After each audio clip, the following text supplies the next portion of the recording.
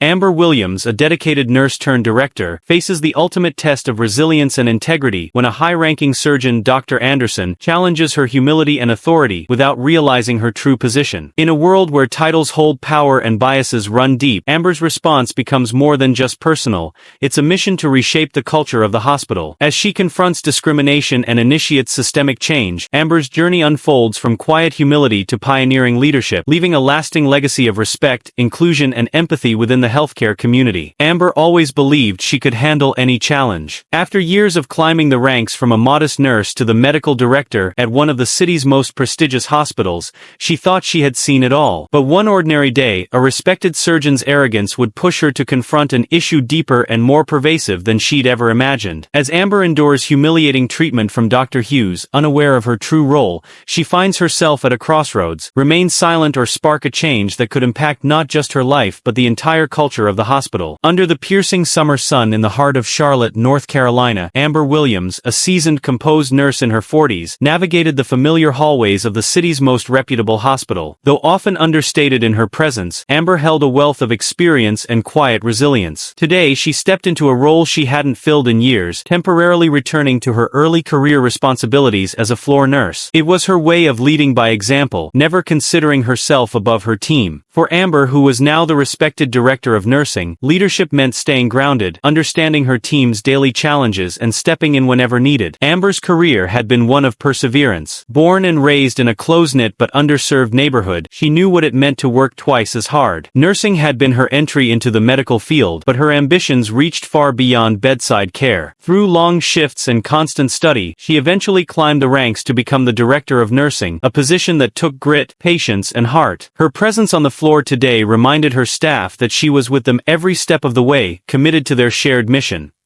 Charlotte's Central Medical Center catered primarily to the wealthy and influential, a space of pristine lobbies and high-end equipment. However, the institution's hierarchy was sharply defined, with certain staff members held in high regard and others often dismissed. For Amber, the cultural dynamics were as important to navigate as the medical complexities. Nurses faced frequent disregard from certain doctors who saw themselves as inherently superior, and no one illustrated this better than Dr. Philip Anderson. Dr. Anderson, a middle-aged white physician with a reputation for precision and clinical success, held an ego nearly as renowned as his surgical skill. Although Dr. Anderson's skills were unmatched, his respect for the nurses who facilitated his success was severely lacking. Amber had heard of his sharp tongue, cutting remarks, and demanding nature, but kept her focus on changing the hospital's culture rather than addressing any single individual. However, today, their paths would inevitably cross. Dr. Anderson entered the ward where Amber was stationed, his day meticulously scheduled with surgeries and high-stakes consultations. As usual, he was pressed for time and intolerant of interruptions or inefficiencies. Stepping into the ward, he glanced around, his eyes skimming past Amber, assuming she was just another nurse, unworthy of any particular acknowledgement. He noticed her standing by a patient's chart, preparing for the upcoming rounds, and without any thought, strode towards her with an air of irritation. With his voice laced with impatience, Dr. Anderson started issuing orders, oblivious to Amber's authority. To him, she was just another cog in the system. Amber, in turn, looked up calmly, meeting his commanding gaze with quiet resilience,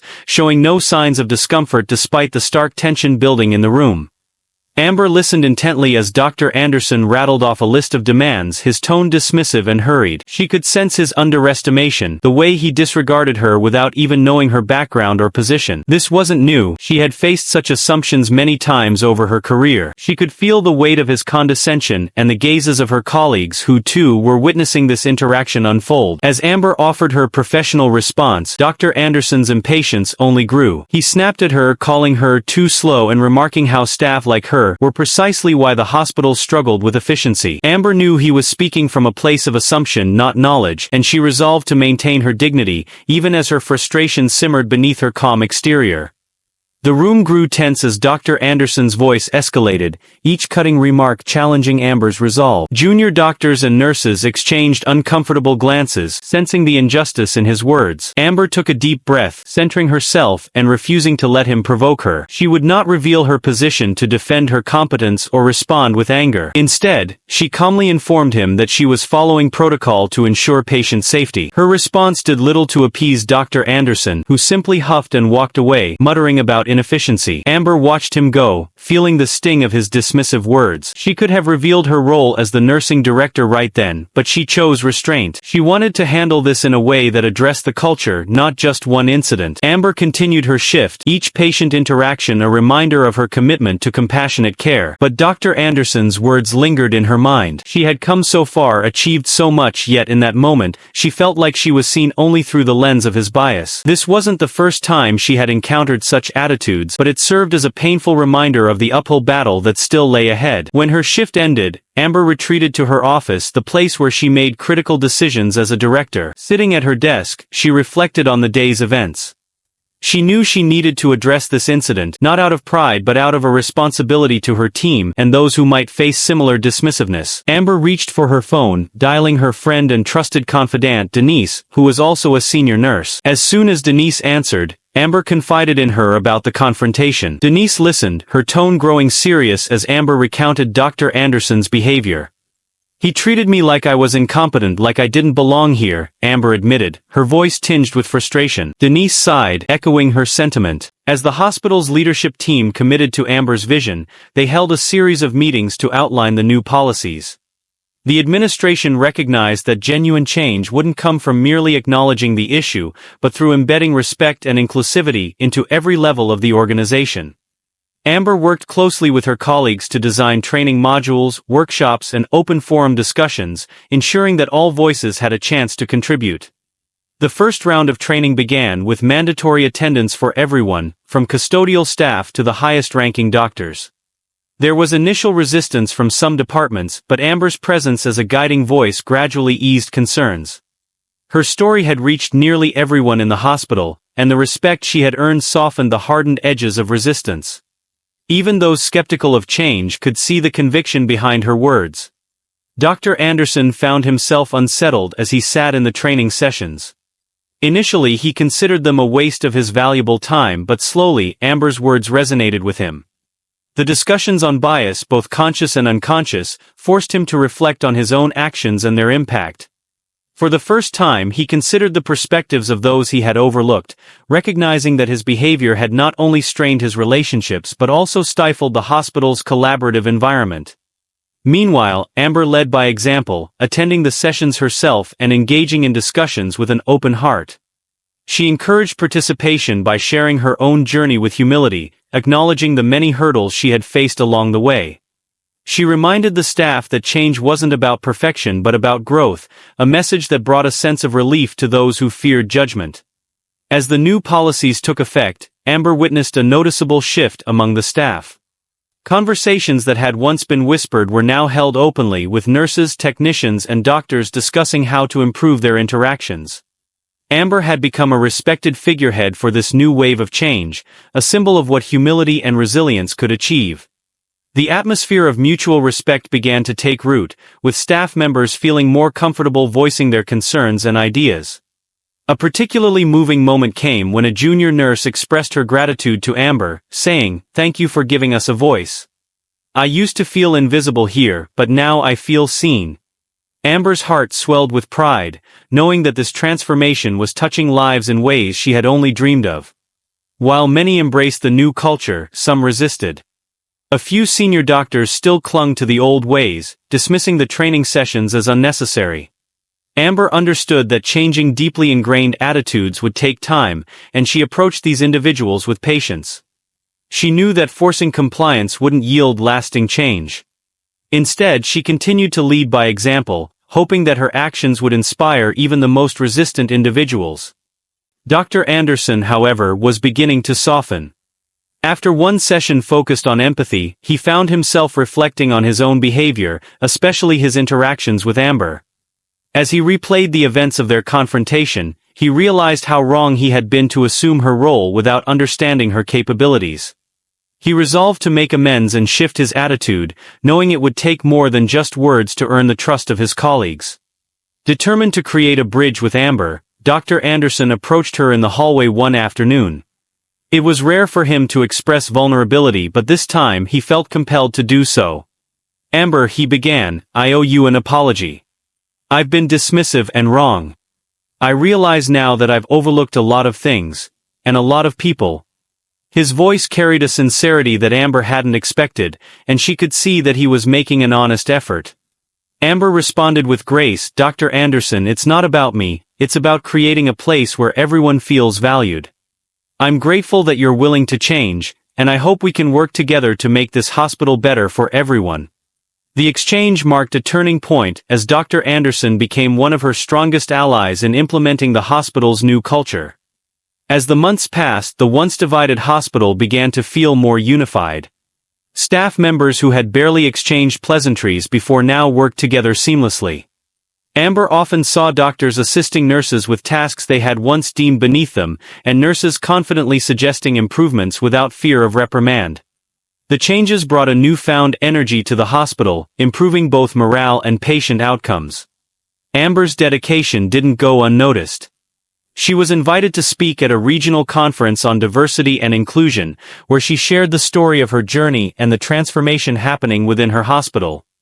Her speech resonated deeply with the audience, especially other healthcare professionals who had witnessed similar issues in their own institutions. Amber's message was clear: true leadership required humility, empathy, and the courage to confront bias. Amber's impact began to ripple beyond the hospital walls. Other institutions reached out, seeking guidance on fostering inclusivity and respect in their own facilities. Amber found herself in high demand, balancing her responsibilities as a director with her newfound role as an advocate. She was careful to remain grounded, focusing on the lessons she had learned rather than seeking recognition for herself. Back at the hospital, Dr. Anderson continued his journey of personal growth. He took it upon himself to mentor junior doctors, teaching them the importance of respect and collaboration. His approach had changed dramatically, as he now encouraged others to treat every member of the hospital team as valuable. Amber observed his transformation with pride, knowing that real change had taken root. One day, Amber received a letter from a former patient, expressing gratitude for the compassionate care they had received. The patient described how the kindness shown by the staff had made a difficult recovery more bearable. Reading the letter, Amber felt a profound sense of fulfillment. She realized that the hospital's new culture was making a difference not only for the staff but also for the patients they served. This renewed sense of purpose fueled Amber's commitment.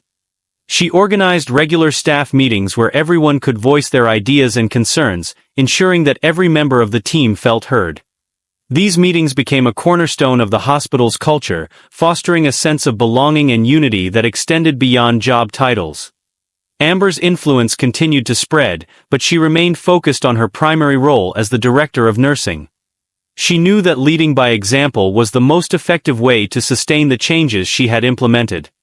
Each day she made an effort to connect with her colleagues, listening to their stories and understanding their challenges. Her empathy and attentiveness inspired others to do the same, creating a ripple effect throughout the hospital. The transformation reached a critical point when a young nurse confided in Amber, sharing a story of discrimination she had experienced in a previous job. Amber listened intently, offering support and reassurance. The nurse later said that Amber's kindness had given her the courage to continue her career. This reaffirmed Amber's belief in the power of compassion and its ability to change lives. Meanwhile, Dr. Anderson's growth did not go unnoticed. His colleagues, once skeptical of his new attitude, began to see the genuine change in him. His relationships with the nursing staff improved, and he became known as a supportive and approachable figure. The journey had humbled him, but he found that his humility brought a deeper sense of fulfillment than his former pride ever had.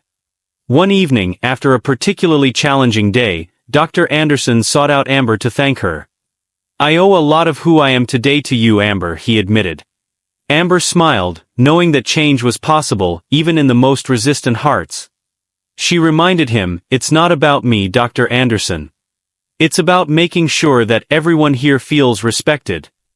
The hospital's leadership team continued to implement Amber's recommendations, expanding their inclusivity initiatives to focus on mentorship and career development for underrepresented staff members. Amber was asked to lead these programs, a responsibility she embraced with enthusiasm. She believed that everyone should have the opportunity to grow and succeed, regardless of their background or position. Amber's work became a source of inspiration for other institutions. Several hospitals across the state began adopting similar policies, following Amber's model of compassionate leadership.